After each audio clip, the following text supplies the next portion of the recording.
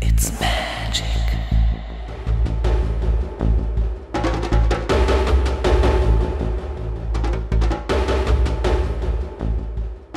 It's magic.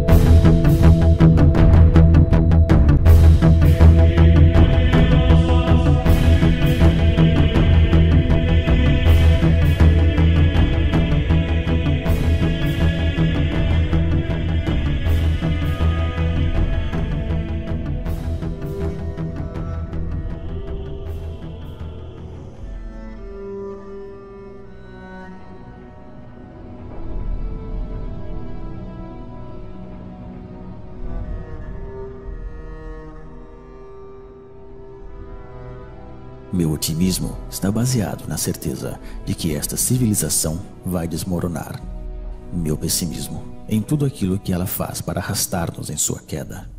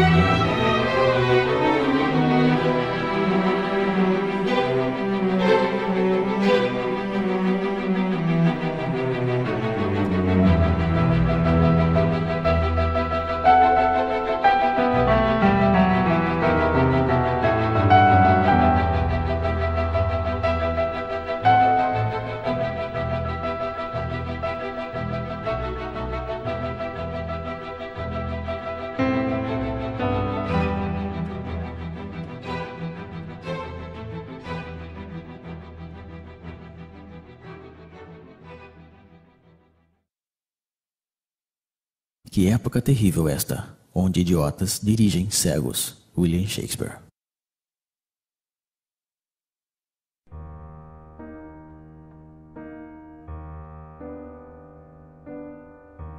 A servidão moderna é uma escravidão voluntária, aceita por esta multidão de escravos que se arrastam pela face da terra. Eles mesmos correm atrás de um trabalho cada vez mais alienante que lhes é dado generosamente se estão suficientemente domados. Eles mesmos escolhem os amos a quem deverão servir. Para que essa tragédia absurda possa ter sucedido, foi preciso tirar desta classe a capacidade de se conscientizar sobre a exploração e a alienação da qual são vítimas. Eis então a estranha modernidade da época atual. Ao contrário dos escravos da antiguidade, aos servos da Idade Média e aos operários das primeiras revoluções industriais, estamos hoje frente a uma classe totalmente escrava, que, no entanto, não se dá conta disso, ou melhor ainda, que não quer enxergar. Eles não conhecem a rebelião que deveria ser a única reação legítima dos explorados. Aceitam sem discutir a vida lamentável que foi planificada para eles. A renúncia e a resignação são a fonte de sua desgraça. Eis então o pesadelo dos escravos modernos, que só aspiram a deixar-se levar pela dança macabra do sistema de alienação.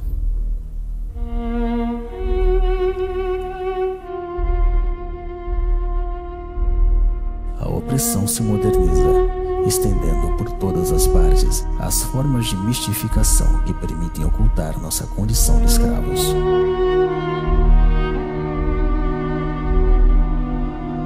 Mostrar a realidade tal qual é na verdade, e não tal como mostra o poder, constitui a mais autêntica subversão. Somente a verdade é revolucionária.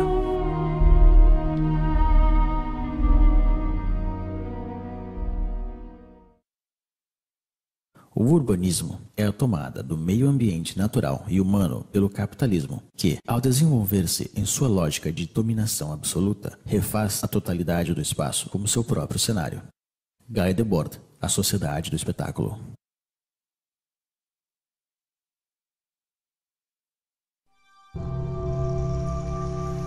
À medida que o homem constrói seu mundo com a força do trabalho alienado, o cenário deste mundo se converte na prisão onde terão que viver. Um mundo sórdido, sem sabor, nem odor, que leva consigo a miséria do modo de produção dominante. Este cenário está em eterna construção. Nada nele é estável. A remodelação permanente do espaço que nos envolve se justifica pela amnésia generalizada e pela insegurança na qual devem viver seus habitantes. Trata-se de refazer tudo à imagem do sistema. O mundo torna-se a cada dia mais sujo e barulhento, como uma usina. Cada parcela deste mundo é propriedade de um Estado ou de um particular. Este roubo social, que é a apropriação exclusiva do solo, se encontra materializada na onipresença de muros, barreiras e fronteiras. São as marcas visíveis dessa separação que invade tudo. Mas ao mesmo tempo, a unificação do espaço, de acordo com os interesses da cultura mercante, é o grande objetivo da nossa triste época. O mundo deve transformar-se em uma imensa autópsia, racionalizada ao extremo, para facilitar o transporte das mercadorias.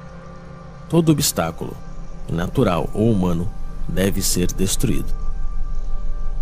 O ambiente onde se aglomera esta massa servil é o fiel reflexo de sua vida. Se assemelha a jaulas, a prisões, a cavernas. Porém, contrariamente aos escravos e aos prisioneiros, o explorado dos tempos modernos deve pagar por sua jaula.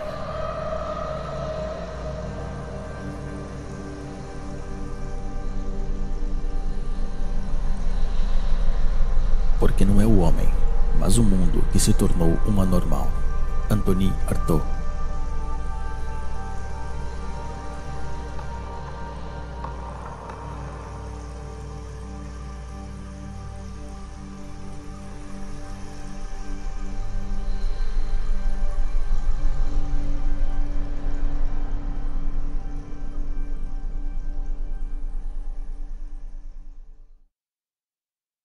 À primeira vista, a mercadoria parece uma coisa simples, trivial, evidente. Porém, analisando-a, vê-se complicada, dotada de sutilezas metafísicas e discussões teológicas.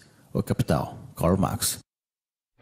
É neste lugar estreito e lúgubre, onde o escravo moderno acumula as novas mercadorias que deveriam, segundo as mensagens publicitárias onipresentes, trazer-lhe a felicidade e a plenitude. Porém, quanto mais acumula mercadorias, mais ele se afasta da oportunidade de ser feliz. Que aproveita o homem ganhar o mundo inteiro e perder sua alma? Marcos, capítulo 8, versículo 36. A mercadoria, ideológica por essência, despoja de seu trabalho aquele que a produz e despoja de sua vida aquele que a consome. No sistema econômico dominante, já não é mais demanda que condiciona a oferta, mas a oferta que determina a demanda. Então é assim que, de maneira periódica, surgem novas necessidades que são rapidamente consideradas como vitais para a maioria da população. Primeiro foi o rádio, depois o carro, a televisão, o computador e agora o telefone celular. Todas essas mercadorias, distribuídas massivamente em um curto lapso de tempo, modificam profundamente as relações humanas. Servem, por um lado, para isolar os homens um pouco mais de seu semelhante e, por outro, para difundir as mensagens dominantes do sistema. As coisas que se possuem acabam por possuir-nos.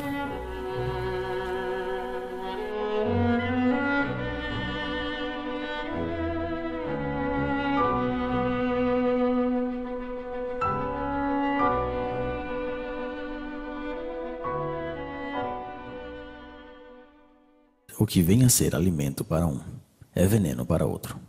Paracelso.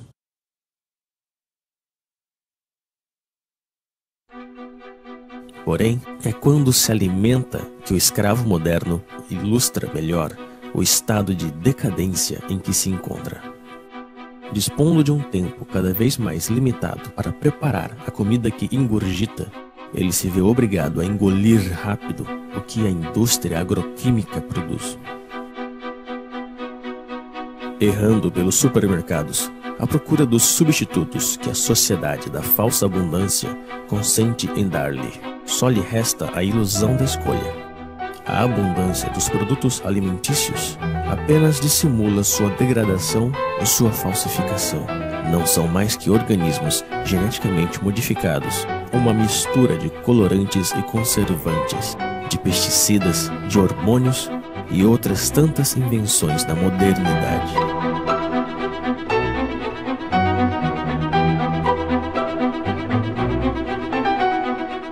O prazer imediato é a regra de todo modo de alimentação dominante. Também é a regra de todas as formas de consumo, e as consequências que ilustram essa forma de alimentação se veem em todas as partes. Mas é frente à indigência da maioria que o homem ocidental goza de sua posição e de seu consumo frenético. Em vista disso, a miséria está em todos os lados, onde reina a sociedade totalitária mercante. A escassez é o reverso da moeda da falsa abundância.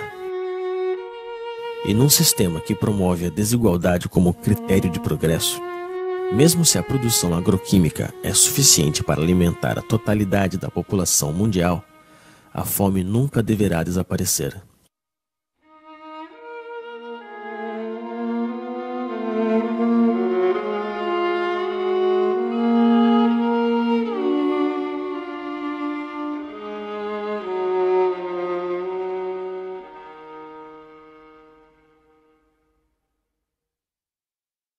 Estão convencidos de que o homem, espécie pecadora por excelência, domina a criação, como se as outras criaturas tivessem sido criadas apenas para servir-lhes a comida, a roupa, para serem martirizadas e exterminadas.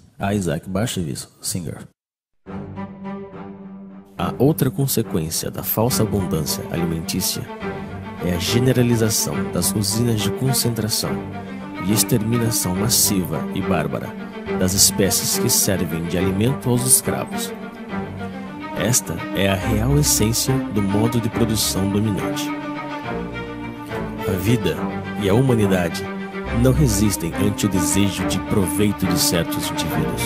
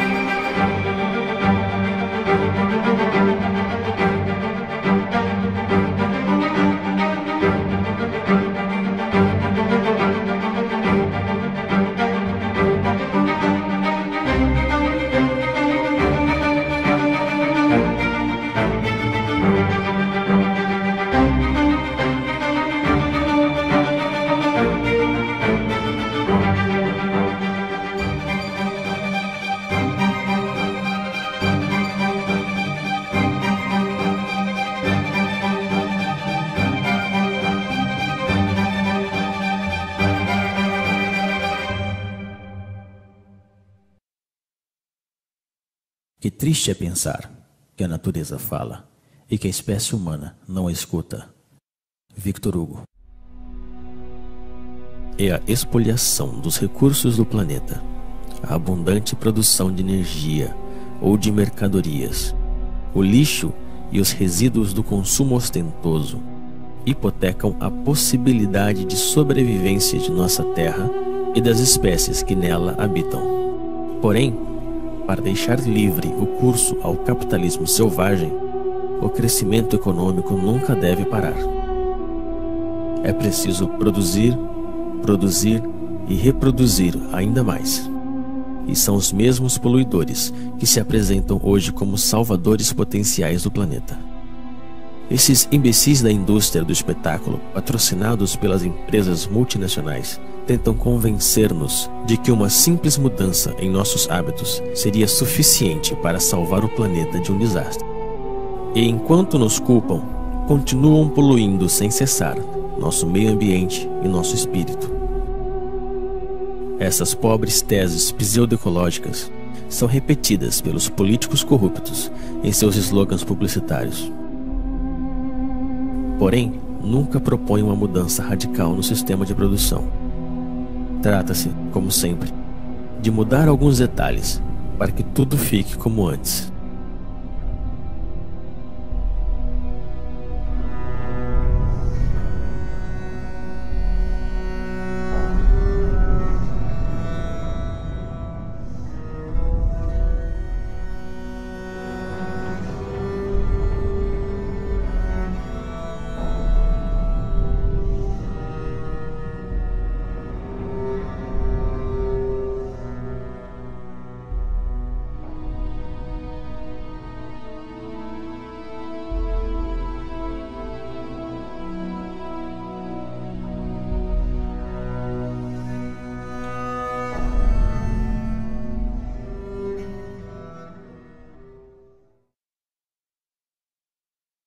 Trabalho.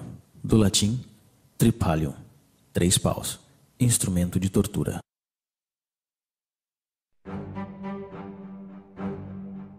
Mas para entrar na roda do consumo frenético é necessário ter dinheiro. E para conseguir dinheiro é preciso trabalhar, ou seja, vender-se. O sistema dominante fez do trabalho seu principal valor. E os escravos devem trabalhar mais e mais para pagar a crédito a sua vida miserável. Eles estão esgotados de tanto trabalhar, perdem a maior parte de sua energia e têm que suportar as piores humilhações. Passam toda a sua vida realizando uma atividade extenuante e insidiosa que é proveitosa apenas para alguns. A invenção do desemprego moderno tem como objetivo assustá-los e fazê-los agradecer sem parar a generosidade do poder que se mostra tão generoso com eles. Que fariam sem esta tortura que é o trabalho?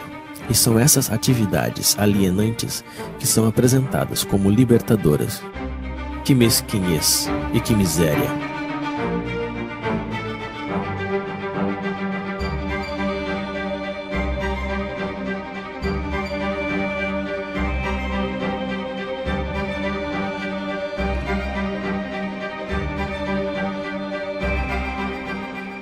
Sempre apressados pelo cronômetro ou pela chibata. Cada gesto dos escravos é calculado a fim de aumentar sua produtividade. A organização científica do trabalho constitui a real essência da desapropriação dos trabalhadores, seja do fruto de seu trabalho, mas também do tempo que eles passam na produção automática das mercadorias ou dos serviços. O papel do trabalhador se confunde com o da máquina nas usinas, com o computador nos escritórios. O tempo pago não volta mais. Assim, a cada trabalhador é atribuído um trabalho repetitivo, seja ele intelectual ou físico. Ele é um especialista em seu domínio de produção. Essa especialização encontra-se na escala do planeta, no âmbito da Divisão Internacional do Trabalho. Concebe-se no Oriente, se produz na Ásia, se morre na África. É o homem inteiro que é condicionado ao comportamento produtivo pela organização do trabalho. E fora da fábrica, ele conserva a mesma pele e a mesma cabeça. O escravo moderno teria sido capaz de se contentar de sua servidão ao trabalho, mas à medida que o sistema de produção coloniza todos os setores da vida, o dominado perde o seu tempo com lazeres, com diversões e férias organizadas. Em nenhum momento do seu cotidiano ele foge da influência do sistema, que faz parte de cada instante de sua vida. É um escravo a tempo integral.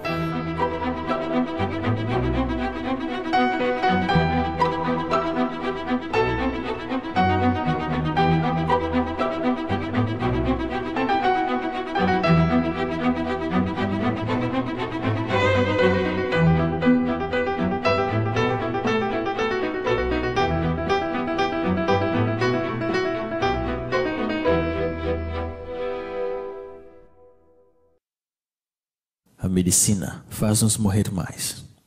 Plutarco.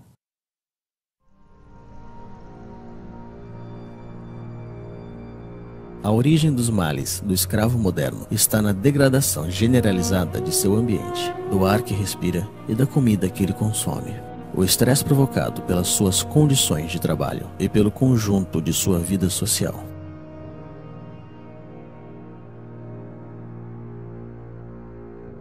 Sua condição subserviente é um mal que nunca encontrará remédio. Somente a total liberação da condição na qual ele se encontra pode permitir ao escravo moderno se libertar de seus sofrimentos. A medicina ocidental só conhece um remédio contra os males dos quais sofrem os escravos modernos: a mutilação.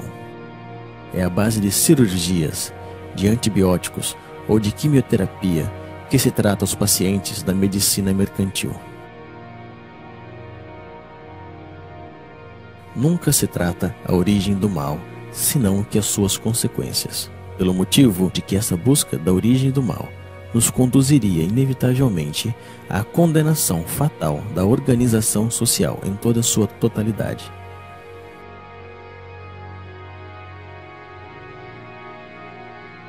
Assim como ele transformou todos os detalhes de nosso mundo em uma simples mercadoria, o sistema atual fez de nosso corpo uma mercadoria, um objeto de estudo e de experiências para seus pseudo-aprendizes de medicina mercantil. Os donos do mundo já estão prontos para patentear os seres vivos. O sequenciamento completo do DNA do genoma humano é o ponto de partida de uma nova estratégia posta em ação pelo poder. A decodificação genética não tem outro objetivo que o de amplificar consideravelmente as formas de dominação e de controle. Depois de tudo, nosso corpo também não nos pertence. De tanto obedecer, adquirimos reflexos de submissão. Anônimo. O melhor de sua vida foge entre seus dedos, mas ele prossegue assim, pois já está acostumado a sempre obedecer. A obediência se tornou sua segunda natureza. Ele obedece sem saber por qual razão, simplesmente porque ele sabe que deve obedecer. Obedecer, produzir e consumir. Eis aí o trítico que domina sua vida. Obedece-se aos pais, aos professores, aos patrões, aos proprietários, aos comerciantes. Obedecem-se também às leis, às forças da ordem e a todos os tipos de poderes, pois ele não sabe fazer outra coisa. Não existe algo que lhe dê mais medo que a desobediência, já que desobedecer, aventurar, mudar é muito arriscado. Assim como uma criança que se perde de vista de seus pais. O escravo moderno se sente perdido, sem o poder que o criou. Então, ele continua obedecendo. É o medo que nos fez escravos e que nos mantém nesta condição. Baixamos a cabeça frente aos donos do mundo. Aceitamos essa vida de humilhação e de miséria somente por medo. No entanto, dispomos da força numérica frente a essa minoria que governa. A força deles não sai de seus policiais, mas de nosso consentimento. Justificamos nossa covardia diante do enfrentamento legítimo contra as forças que nos oprimem com um discurso cheio de humanismo modernizador. A rejeição da violência revolucionária está ancorada nos espíritos daqueles que se opõem ao nome dos valores que este mesmo sistema nos ensinou. Porém, quando se trata de conservar sua hegemonia, o poder não hesita em se vestir da violência. Sob um governo que prende qualquer homem injustamente, o único lugar digno para um homem justo também é a prisão. Henry David Thoreau, A Desobediência Civil. No entanto, ainda existem indivíduos que escapam ao controle das consciências, mas estão sob vigilância. Todo ato de rebelião ou de resistência está de fato assimilada a uma atividade desviada ou terrorista. A liberdade só existe para aqueles que defendem os imperativos mercantis. A oposição real ao sistema dominante, infelizmente, é totalmente clandestina. Para estes opositores, a repressão é a regra em uso. E o silêncio da maioria dos escravos frente a essa repressão está justificado na aspiração mediática e política que nega o conflito existente na sociedade atual.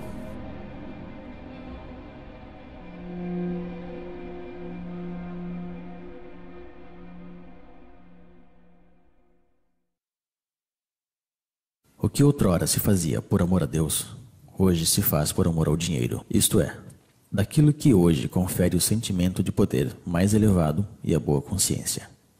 Nietzsche, Aurora. Como todos os seres oprimidos da história, o escravo moderno precisa de seu misticismo e de seu Deus para anestesiar o mal que lhe atormenta e o sofrimento que lhe sufoca. Mas esse novo Deus, a quem entregou sua alma, não é nada mais que nada. É um pedaço de papel, um número que tem apenas sentido, porque todo mundo decidiu dar-lhe. É em nome deste novo Deus que ele estuda, que ele trabalha, que ele luta e se vende. É em nome desse novo Deus que ele abandonou seus valores e está disposto a fazer qualquer coisa. Ele acredita que quanto mais tem dinheiro, mais se libertará dos problemas dentro dos quais ele está aprisionado. Como se a possessão andasse de mãos dadas com liberdade. A liberação é uma sesse que provém do domínio de si mesmo, um desejo e uma vontade de atuar. Está no ser e não no ter. Porém, é preciso decidir-se a não mais servir nem obedecer. É preciso também romper com esse hábito, que ao parecer ninguém ousa recriminar. O escravo moderno está convencido de que não existe alternativa na organização do mundo atual. Ele se resignou a esta vida porque pensa que não pode haver outra, e é aí mesmo que se encontra a força da dominação presente. Entreter a ilusão desse sistema que colonizou toda a face da Terra. É o fim da história. Convenceu a classe dominada que adaptar-se à sua ideologia é como adaptar-se ao mundo tal qual se mostra e como sempre foi. Sonhar com outro mundo se tornou um crime, criticado unanimemente pelos meios de comunicação e os poderes públicos. O criminoso, na realidade, é aquele que contribui, consciente ou não, na demência da organização social dominante. Não existe loucura maior que a do sistema atual. E, se não, fica sabendo, ó rei, que não serviremos a teus deuses, nem adoraremos a estátua de ouro que levantaste. Antigo Testamento, Daniel, capítulo 3, versículo 18. Frente à devastação do mundo real, é preciso que o sistema atual colonize a consciência dos escravos. É por isso que no sistema dominante, as forças de repressão são precedidas pela dissuasão, que desde a infância realiza sua obra de formação de escravos. Eles devem esquecer-se de sua condição servil, de sua prisão e de sua vida miserável. Basta olhar esta multidão hipnotizada frente às telas que acompanham sua vida cotidiana.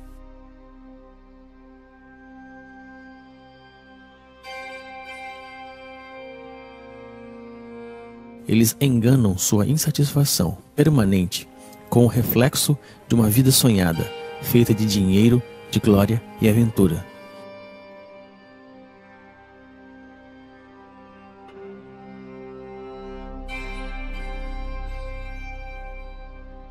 Mas seus sonhos são tão lamentáveis como sua vida miserável. Existem imagens para todos e por todos os lados. Essas imagens levam consigo a mensagem ideológica da sociedade moderna e serve de instrumento de unificação e de propaganda. Vão crescendo à medida que o homem é desapropriado de seu mundo e de sua vida.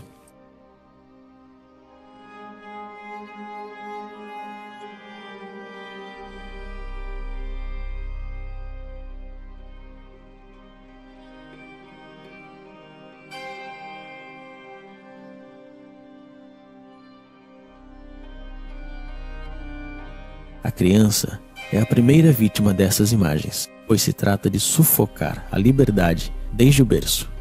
É necessário torná-los estúpidos e tirar-lhes toda a capacidade de reflexão e de crítica. Tudo isso se faz, evidentemente, com a cumplicidade desconcertante dos pais, que não buscam sequer resistir frente à força imponente de todos os meios modernos de comunicação.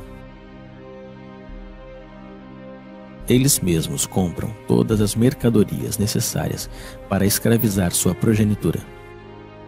Desapropriam-se da educação de seus filhos e deixam que o sistema alienador e medíocre se encarregue dela.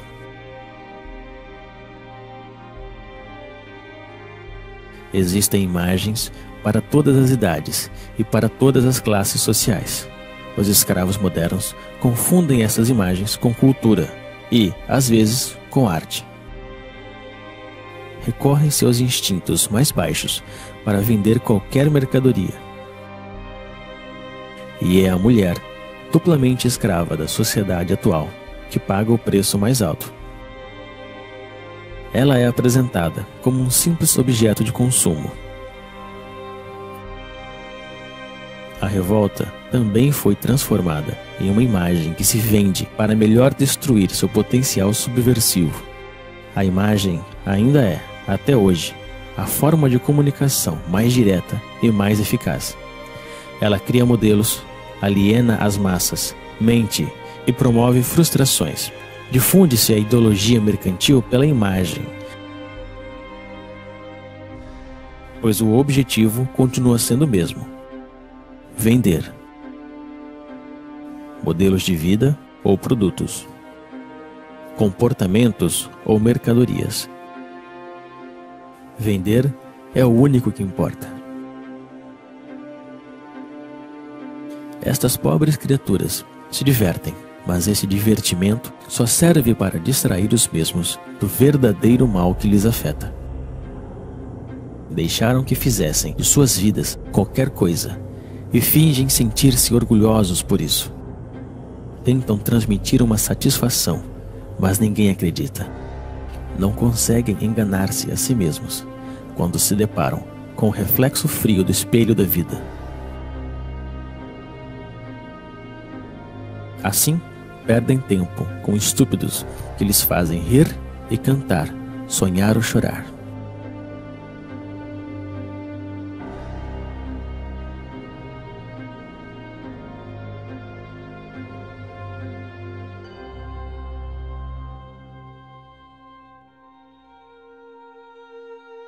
Através do esporte mediatizado, se representa o êxito e o fracasso, os esforços e as vitórias que os escravos modernos deixaram de viver em seu cotidiano. Sua insatisfação lhe incita a viver por procuração frente ao aparelho de televisão.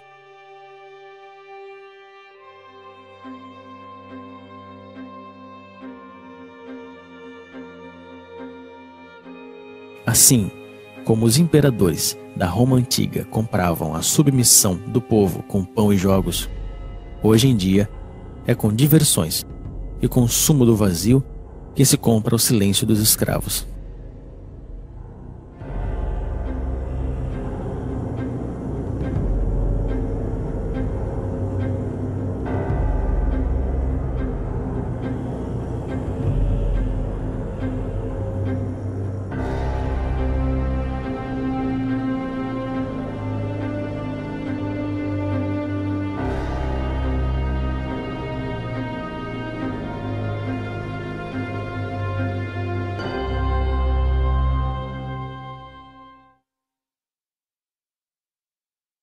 Nós acreditamos que dominamos as palavras, mas são as palavras que nos dominam.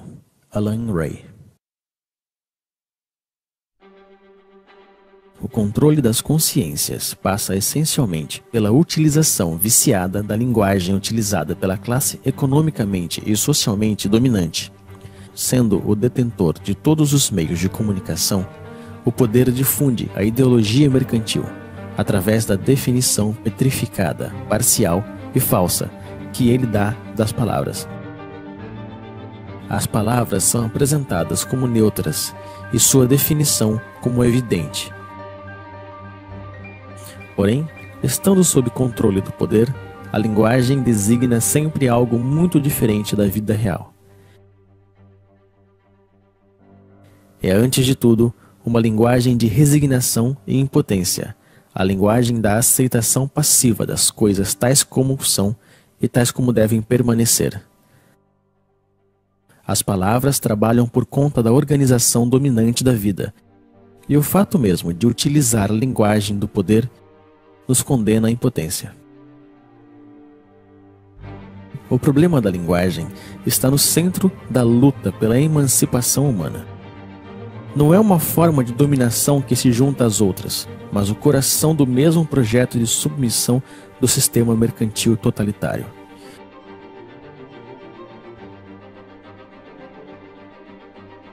Para que uma mudança radical surja de novo, é preciso uma tomada radical da linguagem e também da comunicação real entre as pessoas. É nisso que o projeto revolucionário se une ao projeto poético. Na efervescência popular, a palavra é tomada e reinventada por grupos extensos. A espontaneidade criadora se apodera de cada um e nos reúne a todos.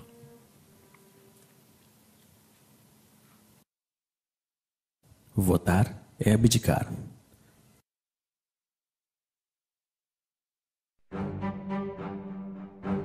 No entanto, os escravos modernos ainda se veem como cidadãos. Eles acreditam que votam realmente e decidem livremente quem vai dirigir seus negócios, como se eles ainda tivessem escolha. Apenas conservaram a ilusão. Vocês acreditam que ainda existe uma diferença fundamental quanto à escolha da sociedade na qual nós queremos viver entre o Partido Socialista e a direita populista da França, entre os democratas e os republicanos dos Estados Unidos, entre os trabalhistas e conservadores do Reino Unido? Não existe oposição, pois os partidos políticos dominantes estão de acordo sobre o essencial, que é a conservação da atual sociedade mercantil.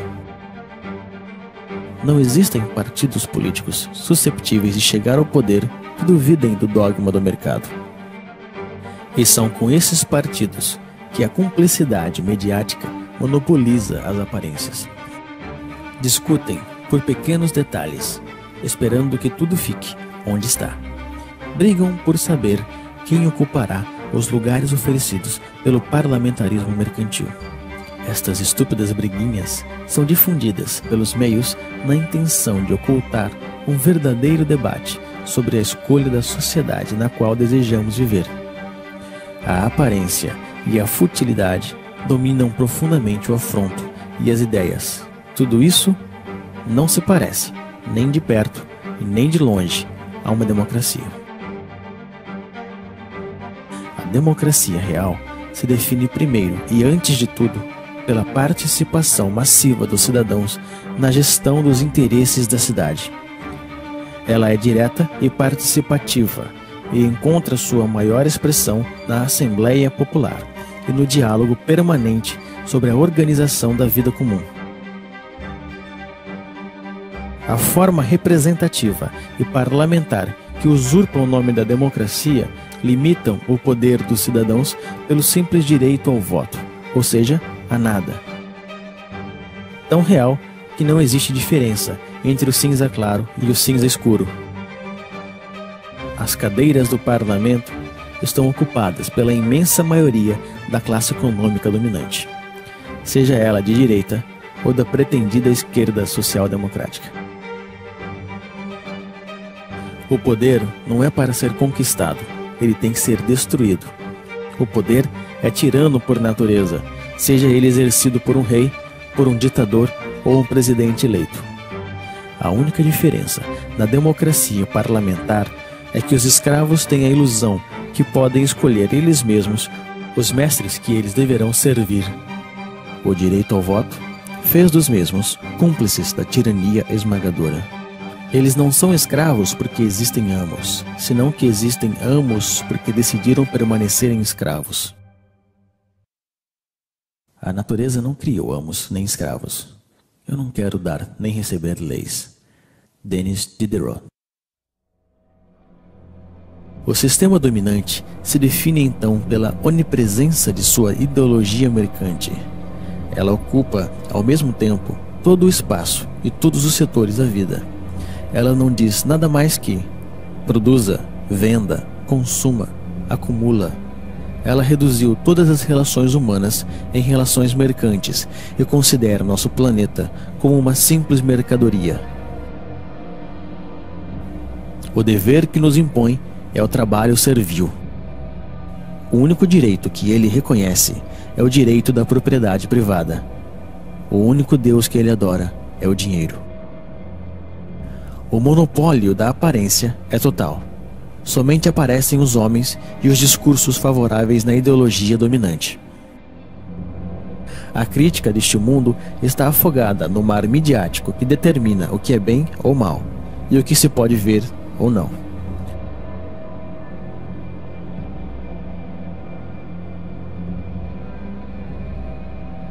A onipresença da ideologia, o culto ao dinheiro, monopólio da aparência, partido único disfarçado de pluralismo parlamentar, ausência de uma oposição visível, repressão sob todas as formas, vontade de transformar o homem e o mundo. Eis o verdadeiro rosto do totalitarismo moderno que chamamos de democracia liberal. Porém, é necessário chamá-la pelo seu verdadeiro nome: o sistema mercantil totalitário.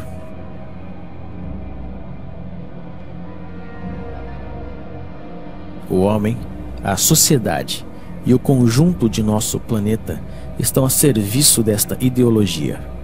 O sistema mercantil totalitário realizou o que nenhum totalitarismo conseguiu fazer antes: unificar o mundo à sua imagem. Hoje já não existe exílio possível.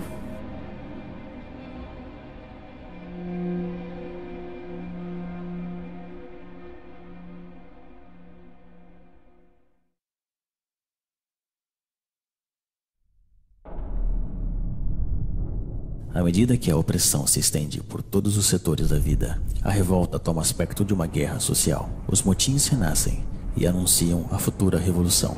A destruição da sociedade mercantil totalitária não é um caso de opinião, é uma necessidade absoluta num mundo que já está condenado, pois o poder está em todos os lados, deve ser por todas as partes e todo o tempo, e devemos combatê-lo.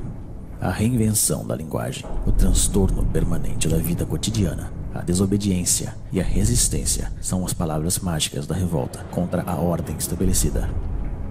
Mas para que desta revolta surja uma revolução, é preciso unir as subjetividades em uma frente comum. É na unanimidade de todas as forças revolucionárias que devemos trabalhar. Isto só se pode conseguir quando temos consciência de nossos fracassos passados. Nem o reformismo estéril, nem a burocracia totalitária não podem ser uma solução para nossa insatisfação. Trata-se de reinventar novas formas de organização e de luta. A autogestão nas empresas e a democracia direta na escala comunal constituem as bases desta nova organização, que deve ser anti-hierárquica, tanto na forma quanto no conteúdo. O poder não é para ser conquistado, ele deve ser destruído.